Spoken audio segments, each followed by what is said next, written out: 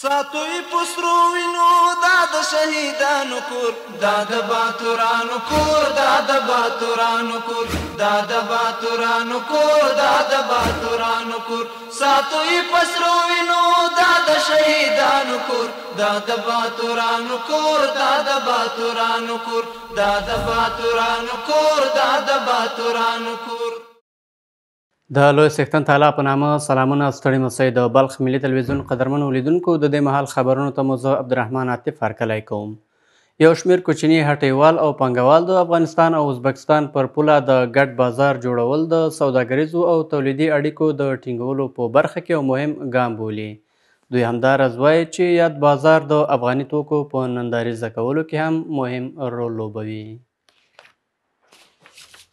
د افغانستان او ازبکستان ترمنځ د ګډ بازار جوړیدل د اسلامي امارت د مسؤلین له لوري د یو شمېر کوچنیو هټیوالو، پانګوالو او سوداګرۍ د ودې او پراختیا لپاره یو ښه فرصت دی. همدارنګه یو شمېر هټیوال د پانګوال د اقتصادي پیاوړتیا او سوداګریزو توکو په اړه یو مهم ګام بولي. بازار مشترک بین افغانستان و ازبکستان و ما اینجا تولیدات وطنی خود را البته تولیدات دیگه بخار وطنی خود را عرضه کردیم و هم به فروش و هم به طور نمایش که به خاطر انکشاف صادرات وطنی خود برای کشورهای همسایه مثل ازبکستان و قزاقستان و جمهوری روسیه اینجا فعلا دوکان داریم. اینجا په ورته وخت کې یو شمېر افغانان چې د پیرود لپاره دغه بازار ته تللي دي له ځایي چارواکو څخه غوښتنه کوي چې دوی ته د ښه زمینه برابره کړي ترڅو خلک له دې مشترک بازار څخه اغیزمنه ګټه پورته کړي. خواستیم که از این بازار مشترک یک دیدن بکنیم. بازار مشترک بین افغانستان و کشور ازبکستان است. ما امیدوار هستیم که یک آینده خوبی خواهد داشتیم و بیشتر تقاضا دارم که می صنعتکارای ما هم فرصت برشان مهیا شود، امکانات برشان مهیا شود که بتونیم ما هم در صف از اینا همین کالاهای خود ما را عرضه کنیم، به نمایش بگذاریم. باید یادونه وشي چې ګډ بازار د افغانستان او ازبکستان ترمنځ نړیوال سوداګریز مرکز دی چې پانګوال او صنعتکاران کولی شي په دې برخه کې له رامنځته شویو فرصتونو څخه ښه ګټه واخلي. د مزار شریف په حیرتان درې لاره کې د یو چوک او هغه ته د غځېدلو سړکونو د جوړولو چارې څه باندې 10 سلنه ترسره شوي دي. په ورته وخت کې د مزار شریف ښاروالۍ فني مسؤلین د یادې ادارې له لورې په ورځني توګه د قراردادي شرکتونو د کاري بهیر له جدي څارنې څخه خبر ورکوي. له بلې خوا د تړون کوونکي شرکت مسؤلین هم د پروژې له معیاري پلي کېدو څخه ډاډ ورکوي. دا چوک د مزار شریف ښار د حیرتان په درې لارې موقعیت لري چې عملاً کار پرې روان دی. یا د پروژه د مزار شریف ښاروالۍ یو له 43 پراختیایي پروژو څخه ده چې چارې څه باندې 10 سلنه پرمخ تللي دي. کارهای سروی مقدماتی، لیوالکاری و کندنکاری حدوداً کندنکاری 90% پیشرفت نموده.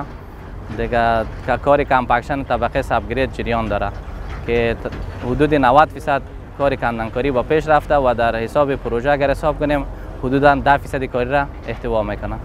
ښاغلي غفوري همداراز زیاته کړه چې د پروژو د معیاري پلي کېدو په موخه د مزار شریف ښاروالۍ د څارنې ټیم تل قرارداد شوو پروژو لیدنه او څارنه کوي. ما از این پروژه های انکشافی ریاست شهرولی شهر مزار شریف با مو پروژه هایی که ما توظیف می باشیم من حیث مراقبت کننده همه روزه ما از این پروژه ها نظارت و مراقبت میکنیم تا با مراقبت دقیق ما اما مطابق به استانداردهایی که یک سرک ساخته میشه ما بتوانیم با مو دسترسی پیدا بکنیم. له بلې خوا د مزار شریف ښاروالۍ سکتوري او تخنیکي امیر په دې چوک کې د ګڼو اسانتیاوو د رامنځته کېدو څخه هم خبر ورکوي او زیاته کړه چې د دې پروژې په جوړېدو به څه باندې 26 میلیون افغانۍ لګښت راشي. بودجه بالاتر از 26 میلیون افغانی بودجه در نظر گرفته شده. تمام ساحات را که شما در داخل خود از این ساحه چوک میبینین در اینجا لایتینگش به 4 طرف است. سیستم شبکه آبرسانی داره. ساحات سبز برای تفریح و نشست افراد اشخاصی که در اینجا برای شو باقی میمونه و یک میراب مسجد شریف هم در بین از این در نظر گرفته شده. ورته مهال د دې پروژې ترسره کوونکي انجینر په معیاري ډول د دغه چوک د کاري چارو له پلي کېدو څخه ډاډ ورکړ. ما برای اداره شارولی و مردم شریف مزار شریف اطمینان میدیم که پروژه را مطابق برآورد و مشخصاتی که از طرف شارولی بر ما داده شده با وقت معینش تطبیق کنیم. میاد پروژه از طرف شارولی بر ما بر 5 ماه کاری است که اگر خداوند اوا وقت بوده فرصت بوده سردی پیش نبره ما انشالله پیش از 5 ماه را تطبیق میکنیم. باید وویل شي چې یاد چوک او هغه ته د ورتلونکو سړکونو د جوړېدو لګښت څه باندې 26 میلیونه افغانۍ دی چې د مزار شریف ښاروالۍ له پراختیایي بودیجې څخه ورکول کیږي. دغه چوک چې شعاع یې 70 متره او قطر یې 140 مترو ته رسیږي چې د 5 میاشتو په موده کې به کاري چارې بشپړې شي.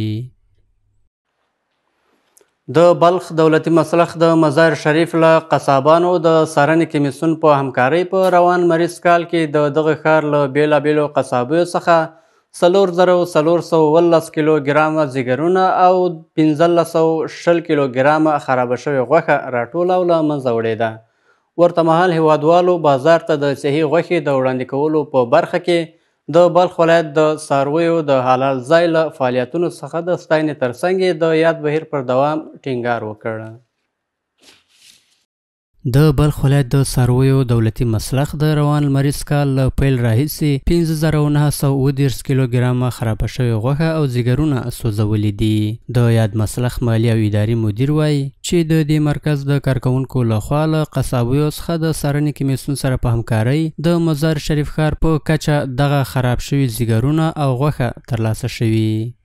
طریق کمیسیون مشترک و استیم وترنری خود مسلخ دولتی ولایت بلخ به مقدار 4417 کیلوگرم جگر که عریق شده از ماه حمل الا تا ماه اقرب و در حدود 1520 کیلوگرم گوشت هایی که گوشت های حرام و فاسد بوده به عریق رسیده.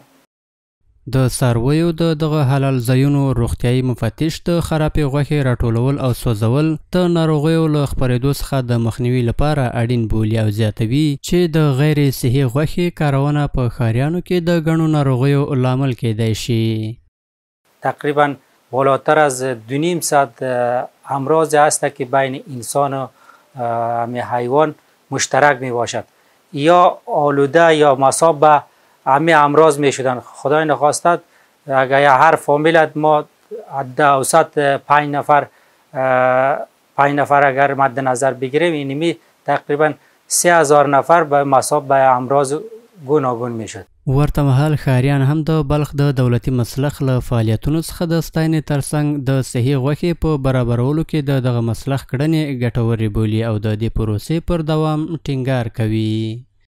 کشتار صحیح شده میارن دم شهر مزار در قصابات توزیع میکنن بسیار صحیح پاک ستره صفا اینجا قصابا میگیرن. ما از کارکردهای مسلک بسیار خوش هستیم از پیششان. 100% رضایت داریم. اما در دادن هم اشار گوشتای صحیح در شهر توزیع میشه بسیار خوب است.